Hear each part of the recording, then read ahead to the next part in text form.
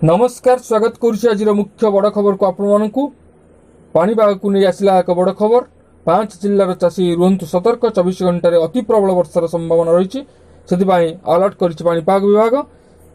तेबे जो लघुचाप प्रभाव में वर्षा जारी रही तार प्रभाव आउ केते दिन पर्यंत रहिबो एवं केउ केउ स्थान को आहुरी प्रबल वर्षा हेबार संभावना रही।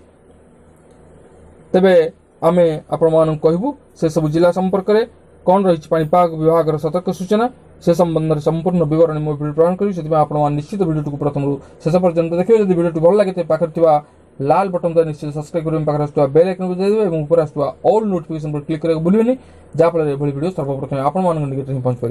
तेज आसतु जाना आज पाणीपाग संपर्कित विशेष गुरुत्वपूर्ण सूचना।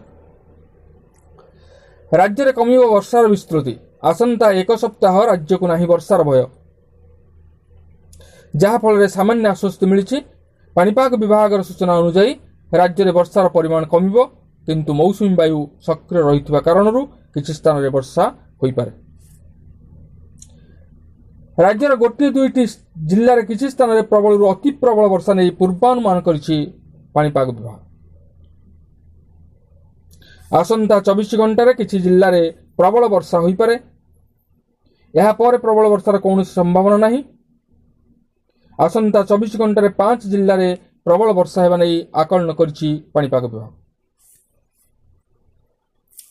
से 5 जिला हेले सुंदरगढ़, झारसुगुड़ा, केन्दुझर, संबलपुर और देवगढ़।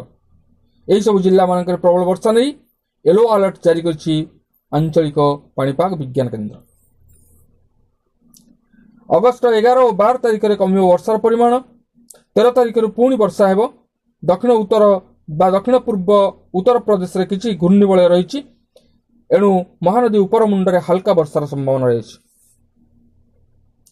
सेपटे फुलुची महानदी, बढ़ुची दया और भार्गवी। खोर्धा और पुरी जिला को अलर्ट। कणास, भापुर, नयागढ़, बांकी पशिची बन्या पानी। हीराकुदर 14टी गेट दे बन्या जल निष्कासित होछि। वर्तमान हीराकुदर 2,60,000 क्यूसेक जल प्रवेश करुवा बेले 2,50,000 क्यूसेक जल निष्कासित होछि। खैरामाला 3,40,000 क्यूसेक पानी वर्तमान प्रवाहित होछि। वर्तमान सुधा दया भार्गवी रे पानी अधिक प्रवाहित होछि। सेथिपाई खोर्धा पुरी जिल्ला रे जल संपद विभाग अधिकारी माने अलर्ट रहिछन्ति। बाकी अन्य कौनसी नदी रे जलस्तर वृद्धि पाई नहीं एवं बन्या स्थिति मध्य नहीं एणु चिंता करिवार किछि बड़ी स्थिति एपर्यंत आसी ना कि जल संपद विभाग सर्वोच्च यंत्री यह सूचना दी। सेपटे महानदी भी फुलिबार लगी। बड़बंधियाणी रास्तार बन्या जल लगाण वर्षा फल धीरे धीरे महानदीर जलस्तर बढ़िबार लगी।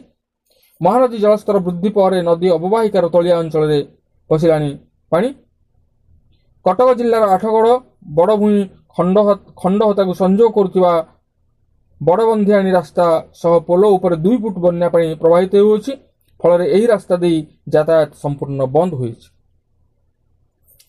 बांकीर हुलुहुला पोल दे महानदीर बन्या जल पशि तिगिरिया और उत्तर बांकी अंचल हजार हजार एकर चाष जमी बुड़ी रही। चाष जमी बुड़ी रहा फल चाषी मान चिंता बढ़ी। धान चाष सह परिवा चाष प्रभावित होवार आशंका रही। सेपटे बन्या स्थिति नहीं 10 जिलार जिलापाल को सतर्क कराई स्वतंत्र रिलीफ कमिशन। संबलपुर, सोनपुर, नयागढ़, अनुगुल, खोर्धा, पुरी, कटक, जगतसिंहपुर, केन्द्रापड़ा जिलापाल को सतर्क रहा निर्देश दी जाए। तलिया अंचल उपर नजर रखापी निर्देश दी पाणीपाग विभाग। तेज आज पाणीपाग संपर्कित एक विशेष गुरुत्वपूर्ण सूचना। आज पुणी देखा आगामी भिडियो। रही धन्यवाद, नमस्कार।